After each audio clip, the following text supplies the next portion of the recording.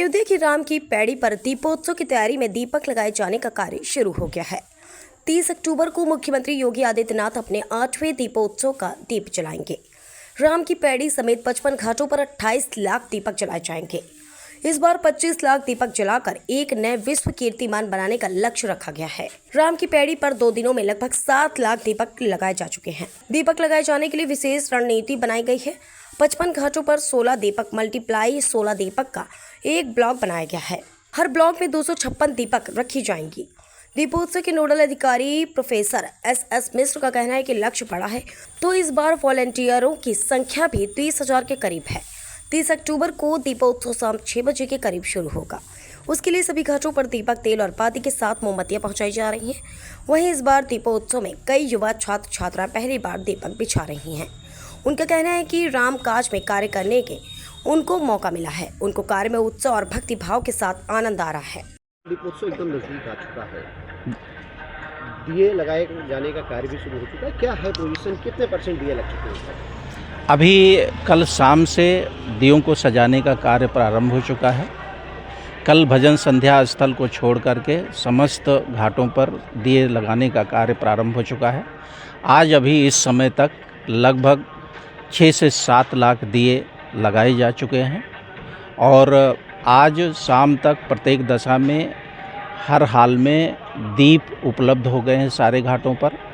आज से ही हम 2-3 घाटों को मिला करके सरसों के तेल की उपलब्धता भी सुनिश्चित करा रहे हैं। कल शाम तक सरसों की तेल की उपलब्धता हो जाएगी और परसों हम बाती, कैंडल और माचिस को घाटों पर उपलब्ध करवाएंगे। अच्छा, कितने बच्चे लगे हैं? वॉलंटियर्स कितने लगे हैं? वॉलंटियर्स हमारे 30,000 लगे हुए हैं। आज और कल हमारे वॉलंटियर्स की फुल स्ट्रेंथ रहेगी, क्योंकि इस समय जो कार्य चल रहा है दीप लगाने का वो पीक पर चल रहा है। सर, दीप जलाने का कोई टाइम निर्धारित किया गया है, कितने बजे जलना है? हम दीप जलाने का टाइम अभी हमको प्रशासन से बात करनी है।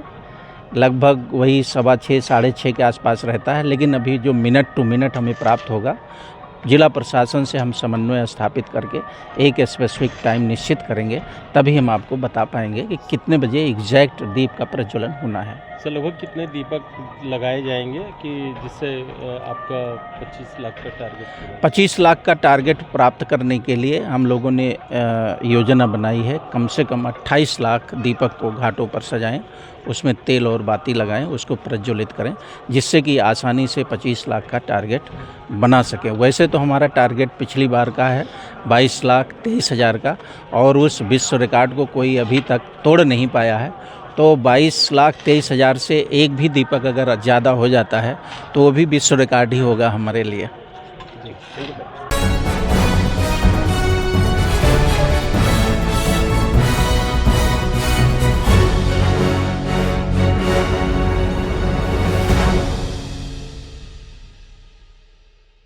धार जिले के अजाक थाना क्षेत्र के इंदिरा कॉलोनी में एक युवती से इंस्टाग्राम पर दोस्ती कर शादी का झांसा देकर दुष्कर्म करने का मामला सामने आया है। पुलिस से मिली जानकारी के अनुसार दिनांक 10 जून को आरोपी नयन पिता सुरेश कुशवाहा निवासी सादलपुर द्वारा एक युवती से सोशल मीडिया के माध्यम से दोस्ती की, जिसके बाद अपने किराए के रूम पर बुलाकर शादी का झांसा देकर कई बार दुष्कर्म किया और किसी को बताने पर जान से मारने की धमकी दी, जिसके बाद पीड़िता ने अपने परिजनों को इसकी जानकारी दी और थाने पहुंचकर आरोपी नयन पर दुष्कर्म और जान से मारने की धमकी देने का प्रकरण दर्ज करवाया है। फिलहाल आरोपी पुलिस की गिरफ्त से फरार है, जिसकी तलाश की जा रही है। दुष्कर्म का मामला है, नयन नाम के युवक ने शादी का झांसा देकर दुष्कर्म किया है। जी, ये 10 जून 2024 की घटना है, जब पीड़िता और आरोपी नयन व्हाट्सएप और इंस्टाग्राम के थ्रू संपर्क में आए थे। फिर आरोपी द्वारा पीड़िता को अपने किराए का जो रूम ले रखा था यहाँ पर, वहाँ पर बुलाकर उसके साथ दुष्कर्म किया।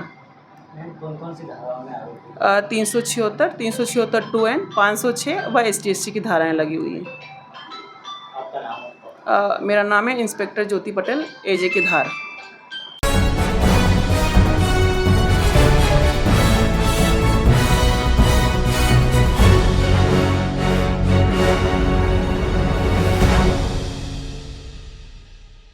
ग्वालियर में एक छात्रा के साथ उसके सीनियर स्टूडेंट में चलती कार में नशीला पदार्थ खिलाकर रेप की सनसनीखेज घटना को अंजाम दिया है।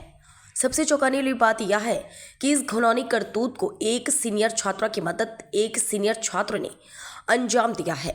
वहीं पुलिस ने इस मामले में पीड़िता की शिकायत मिलने के बाद दोनों आरोपियों के विरुद्ध केस दर्ज कर लिया और विवेचना शुरू कर दी है, जबकि शिक्षण संस्थान इस मामले में चुप्पी साधे हुए है।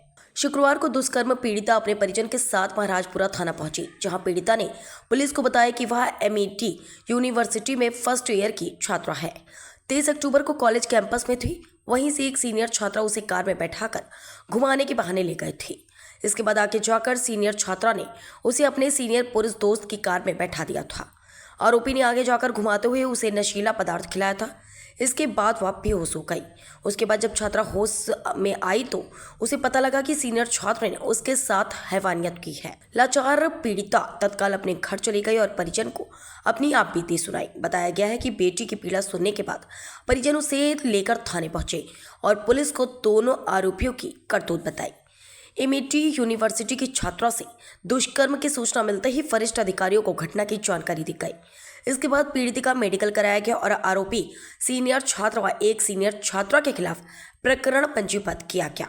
फिलहाल पुलिस मामले की बारीकी से विवेचना में जुट गई है और तकनीकी साक्ष्य जुटाकर मजबूत अभियोजन तैयार करने की कोशिश में प्रयासरत है। वहीं अतिरिक्त पुलिस अधीक्षक हेडक्वार्टर ग्वालियर निरंजन शर्मा ने बताया कि पीड़िता के बतानुसार कॉलेज के सीनियर छात्र और छात्रा के खिलाफ रेप, अपहरण और आपराधिक षड्यंत्र में शामिल होने का केस दर्ज कर पीड़िता का मेडिकल परीक्षण कराया गया। आरोपियों की गिरफ्तारी के प्रयास जारी हैं। पीड़िता प्रथम ईयर के और आरोपी थर्ड ईयर में पढ़ते हैं। उधर घटना के बाद MIT प्रबंधन ने चुप्पी साध रखी है। वह इस मामले में कुछ भी बोलने को तैयार नहीं है। इससे पहले भी कुछ दिनों पहले विश्वविद्यालय में पढ़ने वाली एक छात्रा की बीमारी में विश्वविद्यालय की लापरवाही के चलते मौत हो गई थी। छात्रा को डेंगू हुआ था, लेकिन विश्वविद्यालय ने उसे इलाज के लिए छुट्टी नहीं दी और फिर उसकी मौत हो गई। महाराजपुरा थाना क्षेत्र में स्थित MIT यूनिवर्सिटी की एक फर्स्ट ईयर की छात्रा द्वारा कंप्लेंट दर्ज कराई गई है कि वो कॉलेज प्रांगण में थी। उसकी सीनियर थर्ड ईयर की एक छात्रा उसको अपने साथ कार में बिठा के ले गई और उसने एक सीनियर उसके दोस्त की गाड़ी में उसको बिठा दिया और उसको कुछ खाने की चीज़ में कुछ नशीली वस्तु देकर उसके दोस्त ने उसके साथ दुष्कर्म किया। तो दोनों के विरुद्ध जो सीनियर स्टूडेंट थी वो और उसने जिस छात्र के साथ उसको बिठा के नशीला पदार्थ दिया, उसके बाद दोनों के विरुद्ध दुष्कर्म व षड्यंत्र आपराधिक षड्यंत्र का अपराध पंजीबद्ध किया गया। प्रकरण की गंभीरता को देखते हुए वरिष्ठ अधिकारियों के मार्गदर्शन में विवेचना की जा रही है। अभी विवेचना में घटनास्थल के जो टेक्निकल साक्ष्य CCTV फुटेज हैं और जो एविडेंस है वो एविडेंस कलेक्ट करके कार्रवाई की जा रही है।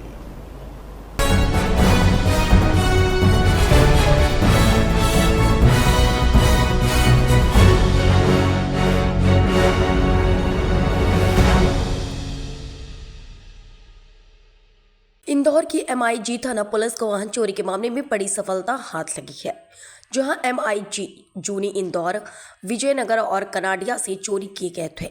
पुलिस ने 7 लाख की गाड़ियों के साथ हाट पिपलिया के वाहन चोर को भी गिरफ्तार किया है। दरअसल इंदौर के MIG थाना प्रभारी गश्त पर निकले थे, जहां बिट प्रभारी और अन्य पुलिसकर्मियों को एक वाहन चालक पर शक हुआ, जिसे रोककर वाहन के दस्तावेज मांगे गए तो युवक के पास गाड़ी के दस्तावेज नहीं मिले।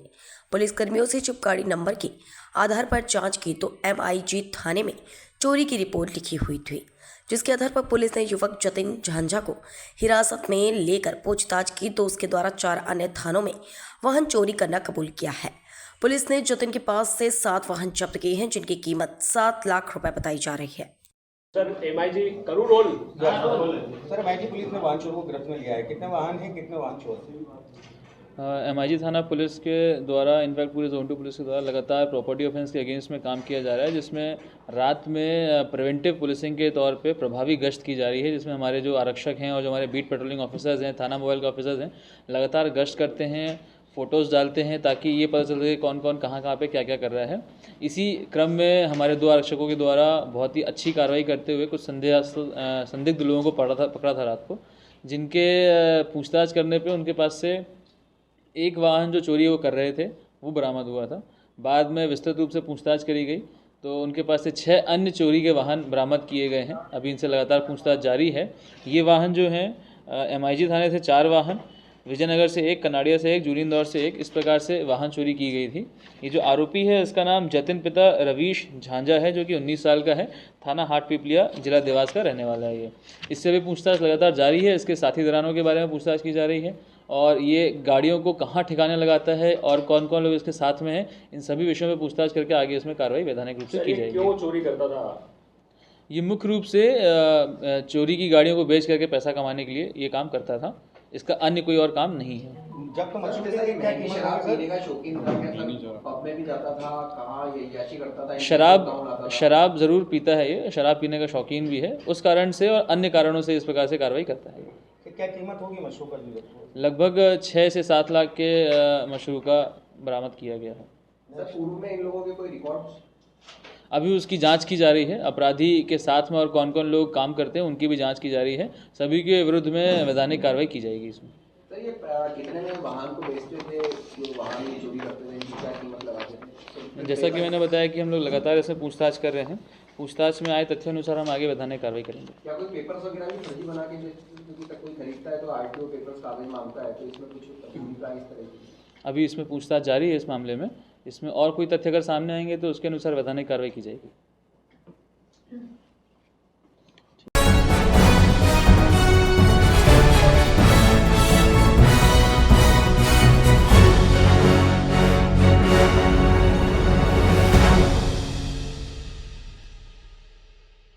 धार की बसंत विहार कॉलोनी में मां बसंतेश्वरी दुर्गा देवी मंदिर करवा चौक में event and musical group Omkar Balaji Indore द्वारा भजन संध्या की शानदार भजनों की प्रस्तुति दी गई, जिसमें महिलाएं एवं पुरुषों ने पंडाल में भजनों के साथ गरबे खेलकर आनंद उठाया। गरबा चौक समिति द्वारा बताया गया कि यहां पर नवरात्रि में गरबे खेले जाते हैं। लगभग 20 वर्षों से समिति द्वारा विशाल भंडारे का आयोजन भी किया जाता है। भंडारे में लगभग 3000 भक्तों ने देर रात्रि तक भोजन प्रसादी ग्रहण कर लाभ लिया है।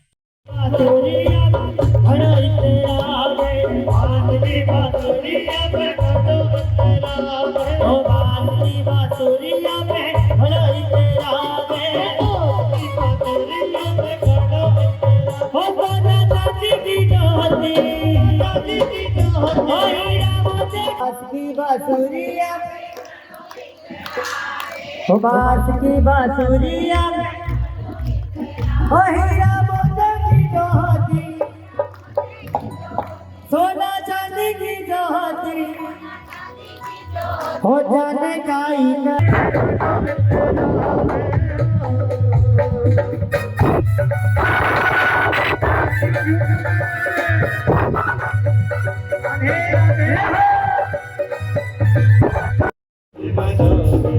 अरे मेरी किस्मत के ताले,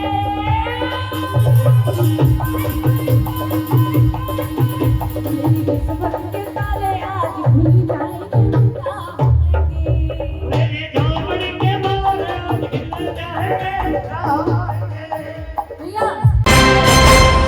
इंदौर पुलिस की सघन वाहन चेकिंग में लापरवाह वाहन चालकों व असामाजिक तत्वों के विरुद्ध कड़ा प्रहार जारी।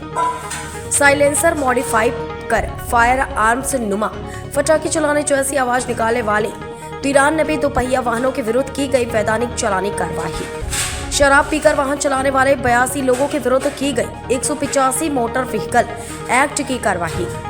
यातायात नियमों का उल्लंघन कर वाहन चलाने वाले 363 वाहन चालकों के विरुद्ध चालानी कार्रवाई कर 2.5 लाख रुपए से ज्यादा का समन शुल्क किया जमा।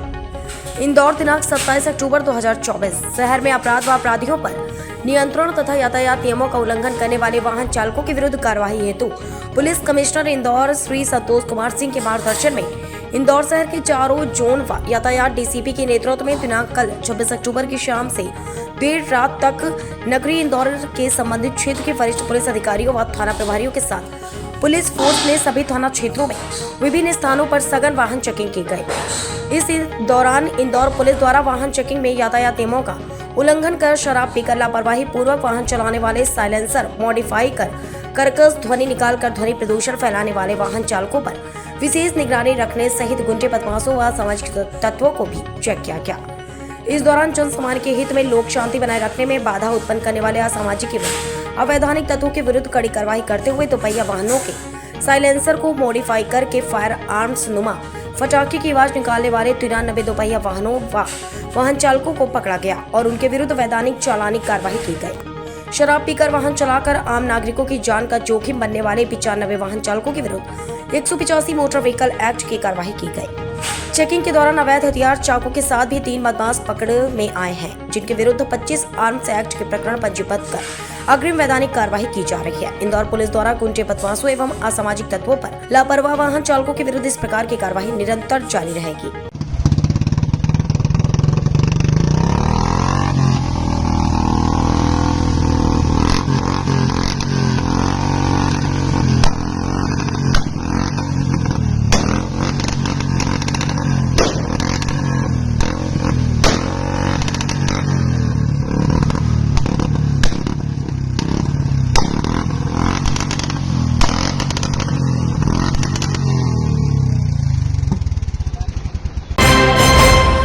इस वक्त की बड़ी खबर आ रही है सोनभद्र से। ओबरा थाना क्षेत्र के पनारी ग्राम के फफरा कुंड में उस समय हड़कंप की स्थिति देखने को मिली जब सवारियों से भरी पिकअप वाहन अनियंत्रित होकर पलट गई और सवारी सहित 40 फीट गहरी खाई में पिकअप वाहन जा गिरी। घटना में वाहन में सवार दर्जन भर यात्री घायल हुए हैं, जिन्हें अफरा तफरी के माहौल में प्राथमिक इलाज के लिए एम्बुलेंस और निजी वाहन से CHC चोपन भेजा गया है।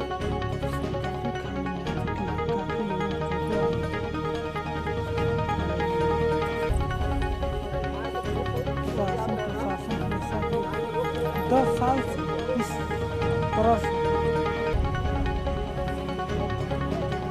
सिस्टम चल रहा है।